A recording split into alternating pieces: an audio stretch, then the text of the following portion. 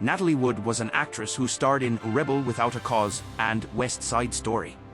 She died tragically, drowning during a boating trip in 1981.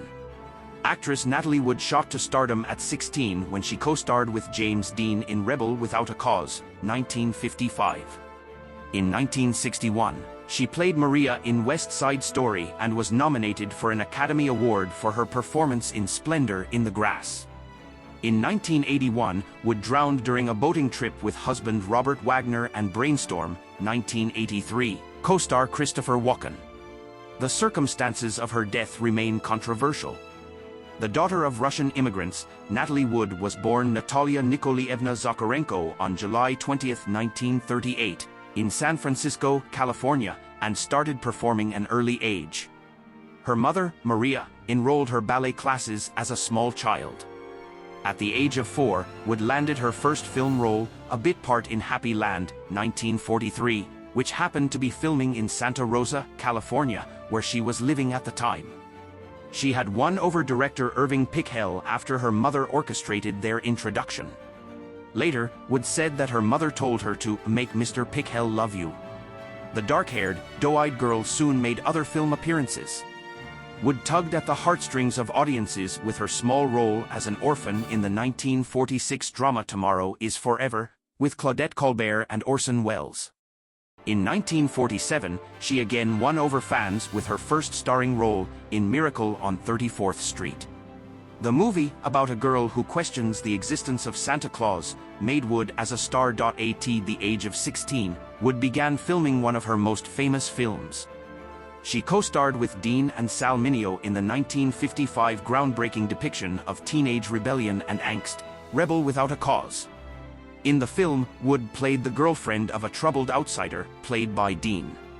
She earned an Academy Award nomination for her work. As an actress under contract, Wood sometimes had to make movies that she didn't want to. Her mother also pressured her at times.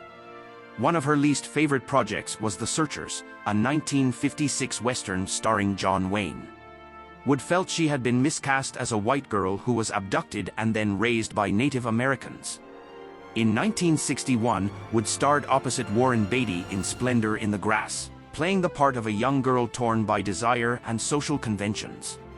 In this role, Wood showed great range as an emotionally fragile young woman driven to madness. That same year, she starred in another troubled romance, West Side Story, in which she falls for a boy from the wrong side of the tracks.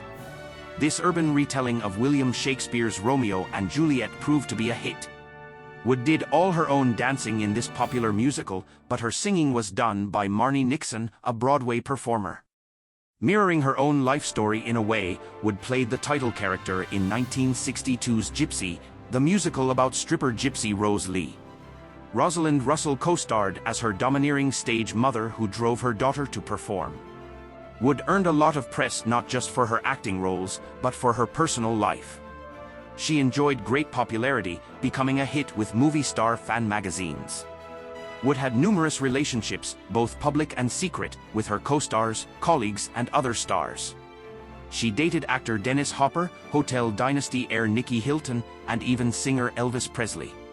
Her first marriage in the 1950s also attracted much media coverage. The 18-year-old star wed actor Wagner, 8 years her senior, in 1957.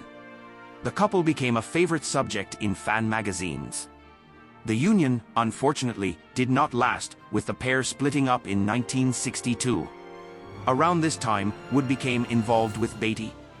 Even after years of therapy, Wood reached a point of deep despair in 1966. She attempted to kill herself by drug overdose that year.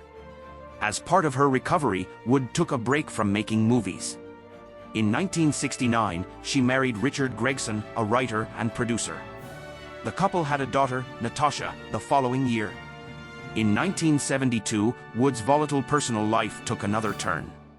She divorced Gregson and decided to remarry Wagner. They had one child, a daughter named Courtney, born in 1974. This time around, Wood seemed to devote more time to her family rather than her career. The pair stayed together until Wood's death in 1981. Wood returned to the big screen with the 1969 comedy Bob and Carol and Ted and Alice, co-starring alongside Elliot Gould, Diane Cannon, and Robert Culp. After that film, she took on a few acting roles. Wood earned positive reviews for her performance in a televised version of Tennessee Williams' Cat on a Hot Tin Roof in 1976. 3 years later, she received acclaim for her role in the television miniseries From Here to Eternity. That same year, Wood paired up with Sean Connery for the poorly received sci-fi film Meteor. She next appeared in the 1980 comedy The Last Married Couple in America, another effort that failed to garner much commercial or critical success. In 1981, Wood worked on her final film, Brainstorm, a science fiction thriller, with Walken. In November 1981, Wood took a trip with her husband Wagner and Brainstorm co-star Walken to California's Catalina Island on their boat Splendor. On the night of November 29th, the three actors had been drinking.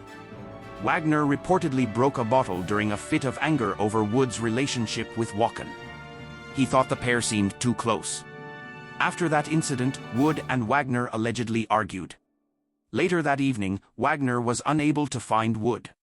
Her body was discovered the following morning, floating in the water off Catalina Island near a dinghy from the Splendor.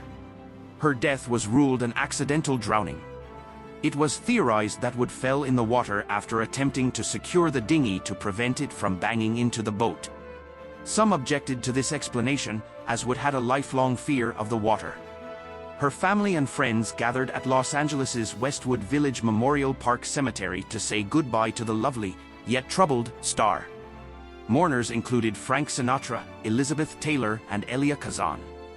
Former colleagues and associates also shared their remembrances. Director Sidney Pollack said that Wood was a sensational actress, often underrated because she was a movie star, and as pretty as she was. She had a combination of vulnerability and a kind of aura. Over the years, Wood's turbulent life and its unexpected end have been the subject of numerous books and television programs.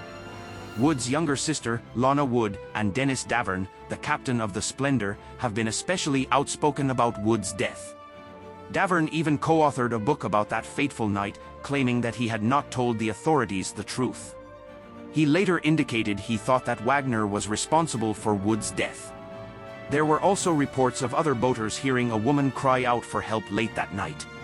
In November 2011, the Los Angeles County Sheriff's Department announced that it would be reopening the investigation into Wood's death after receiving new information.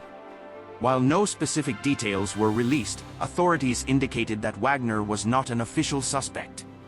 In June 2012, the mystery was further prolonged when the official cause of Wood's death was changed from an accident, as originally noted by LA County Coroner Thomas Noguchi, to undetermined on her death certificate.